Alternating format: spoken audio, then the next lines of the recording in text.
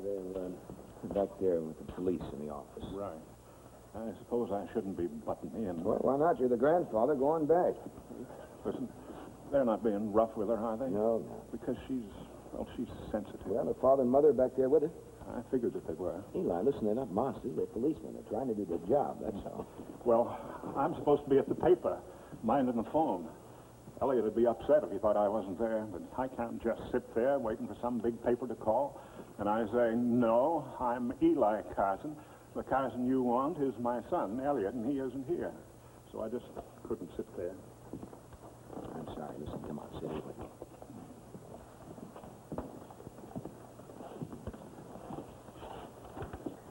I don't know. I suppose I'm just preoccupied, that's all. I'm sure that you are.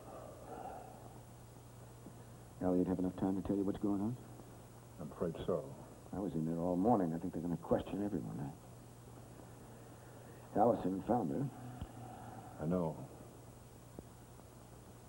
Allison found her. Is she going to be all right? Who?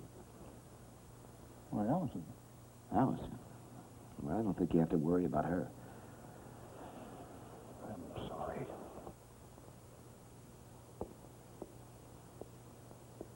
Eli?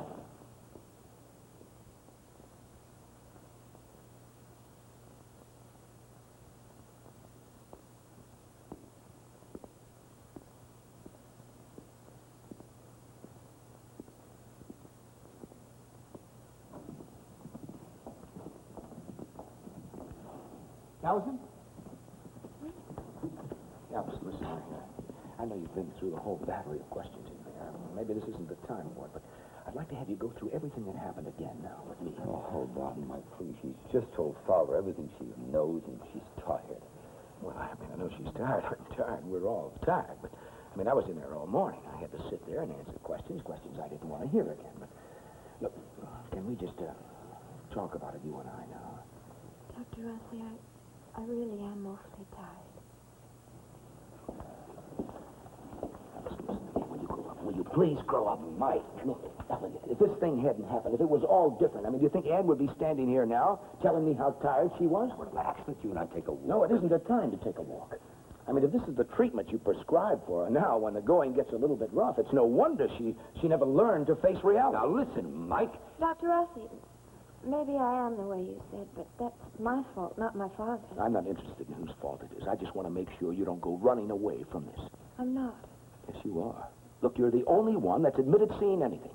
You're the only one that can prove that Ann didn't take her own life. All right, Mike, leave her alone. No, I'm not going to leave her alone. Don't you see, yesterday she couldn't remember anything except finding Ann on the beach. Now, this morning, all of a sudden, she remembers and testifies to Father that she suddenly remembers seeing Lee Weber gunning his motorcycle up the beach road after Ann Howard screamed. No, I'm not going to leave her alone. She's going to have to go over this again and again and again until she remembers all of it. Now, listen, Mike, you're a doctor. You above all should recognize that she's exhausted. Yes, and Ann's dead. Well, maybe you should face that, Mike. Face it. Listen, if Lee Weber killed Ann Howard, I want to make sure he's punished If for it. Lee Weber killed Ann, then he will be punished for it, but it's no reason to punish Allison. Well, I'm not punishing Allison. Stop it, both of you. Please stop it. I don't feel like going into it anymore because I don't feel I can just now. Allison, I'm sorry about this. Dr. Rossi, I know Ann meant an awful lot to you, and maybe if things were different, like you said, maybe Ann could have gone on talking about it. But I'm not Ann, I'm just me. I'm not very strong, maybe, and maybe I'm not all the friend that I want to be. But I'm just awfully tired. I'm too tired.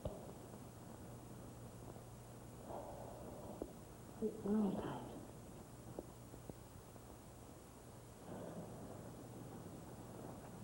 All right. I'm sorry. Allison, why does everybody have to keep picking at me? There's going to be nothing left. He didn't mean to pick at you. He just asked Ann to marry him. You're not holding out anything, are you, Allison, for Chris's sake? I know it hurts you to break Chris's confidence, but you can't Not tell anything now. I'm not holding back anything. There's no reason to now.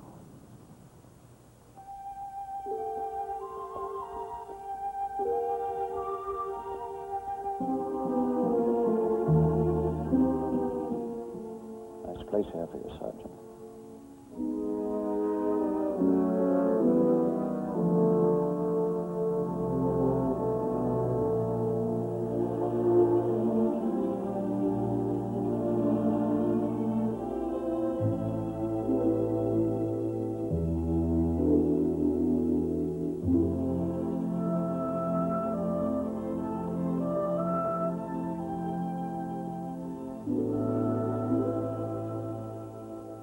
I thought we should be together in our hour of grief.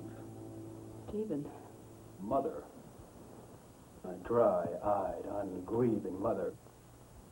I'm sorry it happened. You're sorry. Your daughter is dead. And you're sorry. I never really knew her, Stephen. She was a stranger to me. By whose choice? You gave Anne away like a kitten out of a basket, thrust into the hands of the first willing stranger and forgotten. Not a stranger, her father. You divided the litter between you. Who had the first pick, you or Brian Cord? It wasn't like that, Stephen. Did you keep the mail because there's supposed to be less trouble?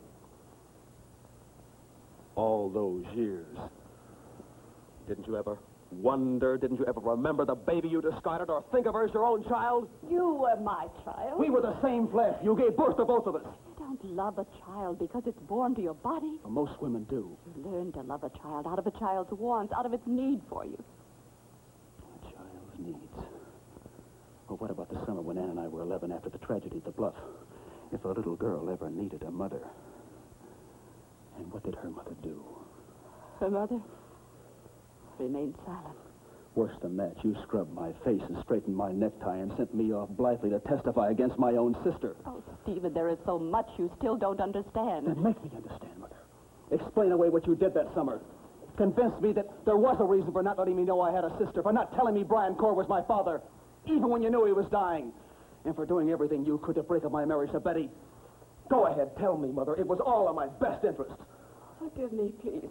Forgive me. For you know not what you do. Will that be your final excuse for goading your own daughter to her death?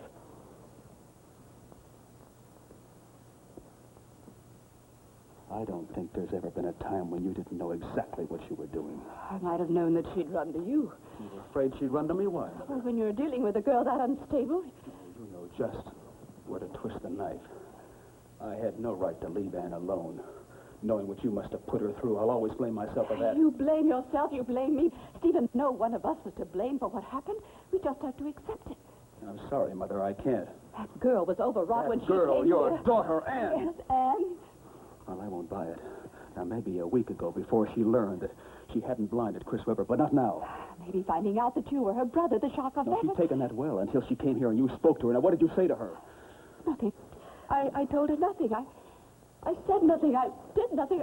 Oh, Stephen, please leave me be. Stephen, no. No, Stephen, no, please don't go. What is the point of our quarreling? It won't bring your sister back. You say that so coldly, so logically. No sense of loss, no pain. Stephen. You don't because you can't. To feel loss, you have to feel love, and you're incapable of loving. Oh, Stephen, that's not You true. don't know what love is, Mother. No, you fear it. It baffles you. You think of it as a weed to be torn out by the roots. In the world of Hannah Cord, there is no love, no real ties, no husbands, no fathers, no sisters, no wives, only a dutiful son and a scheming mother bound together by ambition. No. Well, I have escaped from your world, Mother.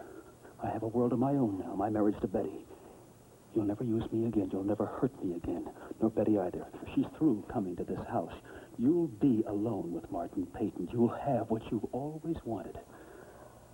I swear to you, if you had any part in causing Anne's death, may heaven help you, you'll pay for it.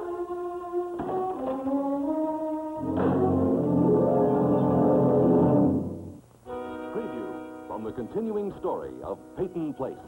This is wrong, Hallie. You know it. Anne was murdered. I'll talk to Falco and find out what's going on. As soon as I do, I'll call you at the office. trust me, Mike.